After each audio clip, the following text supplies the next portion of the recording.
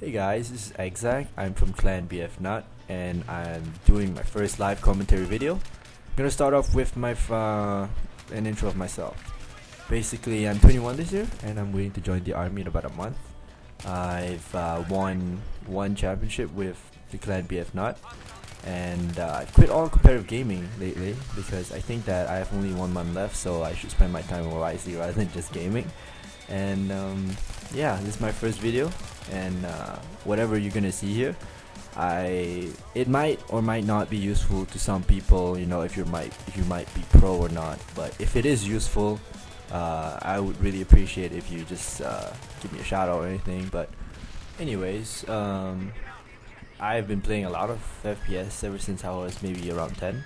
First FPS was Unreal, and then I moved on to CS 1.6 and then Call of Duty and some of the games after that. What I can say is that FPS games, it's not about the theory. It's not about how much you put into theory. It's all about practice. You know, I can't say to you how much angle you have to be in this particular position, how many seconds you have to be in for the enemy to pop up. You know, it just doesn't work. It takes a lot of practice, and if you're willing to, I'm willing to show you how. And so here we go. Okay, I'm going to talk about defensive positioning, and basically the theory goes that since you are behind cover, 50% of the battle is already won because it's already hard for them to shoot at you. But this works especially in overwhelming numbers where you have 1v5 or maybe 2v10 or something along those lines, because if you rush in as 1v5 or 1v6, you're obviously going to die. So your main point is to hold out as long as possible to make them so impatient that they come one by one to you instead of you going to them. So what you're gonna see me doing at Grand Bazaar is doing 1v6, and it's I don't know if it's 1v5 or 1v6, but it's really overwhelming force. And the idea of that is that I want to make them as pissed as possible. I want to make them go, oh my god, this guy's a fucking camper, and then rush at me and then die one by one, which is what I'm exactly going to do. So I'm going to go by Kitchen Alley, and I know that they're capping B from the minimap, and I'm going to aim at the tire room first. And I think, yeah, I'm going to pop one enemy right there. And you see I'm dropping a grenade down there. What I'm doing is I am blocking anyone from reviving him. And you can see that someone tried to revive him and got killed. So you can see now, I know that there's at least a squad there who's really pissed off and really trying to kill me. And one guy gets really impatient and he just rushes in.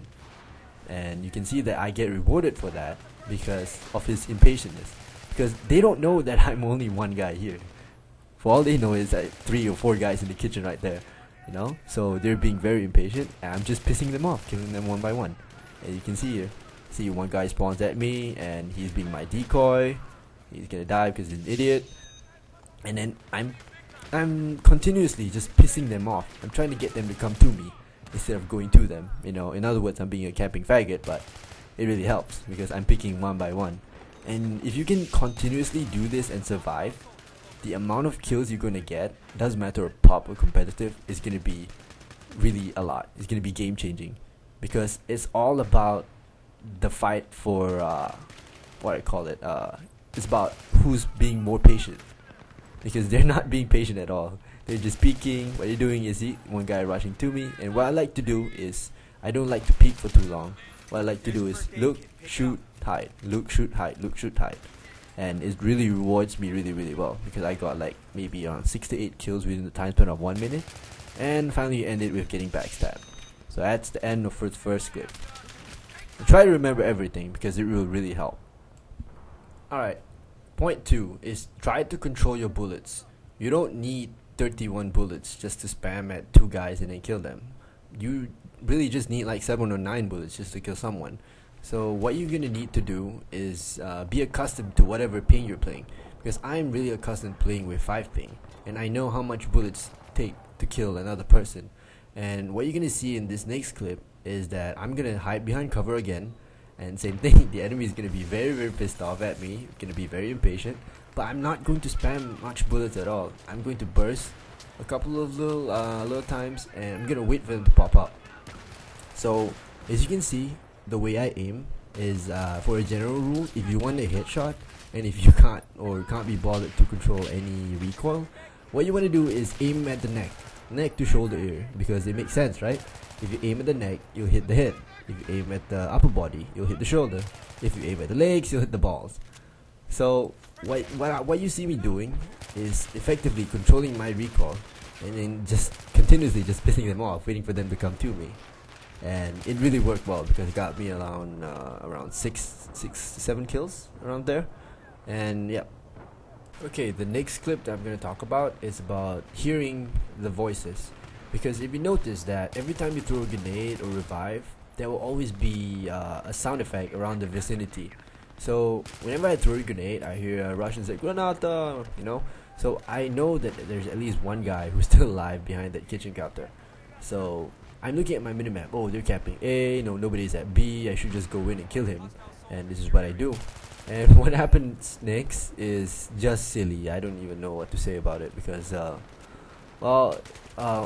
my god, it's just bad. Okay, threw a med kit, try to knife him, slap him in the face, and then just knife the other guy. It's just bad.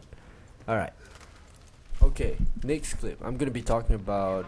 If you notice that every time I turn around the corner that I think an enemy is at, I will always pre-aim or pre-fire, and it helped me a lot because it's all about anticipating where your enemy is at. And you can see you're in the banana or curved alley. What you can do to help yourself if you're camping in this situation is that shoot out all the lights. This will make it easier for you to spot the opponent, and it'll be a great way for you to use your camo if you use the I think it's the Spec Ops one, the one we turn black. But yeah, see, now I'm covering here. It's very hard for them to see me, and you can see my squad mate gets really uneasy and then just goes in and dies. So that pretty much confirms to me that they know we're coming. So I'm not gonna go by his rules. I'm just gonna wait for him to come. Be patient, and you see, someone goes in, someone dies, and everyone goes in. And you see how being patient really helps because you want them to come to you when you're defending instead of attacking to them. Okay, to sum it all up, be patient when you're defending, especially against 1v5 or any overwhelming force. If you're the part of the overwhelming force, don't go one by one. Just go in huge waves, because if you die, even if you die with like 2 guys, everyone revive each other, and then you'll get back to 5. And always, if you're going to peek, try to make it fast. You know, do something with it. Kill, hide. That's what I always do. And it's all about fighting who's the more patient one.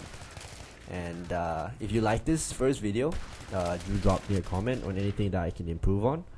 And I'm planning to do a couple of more episodes or videos before I go into the army.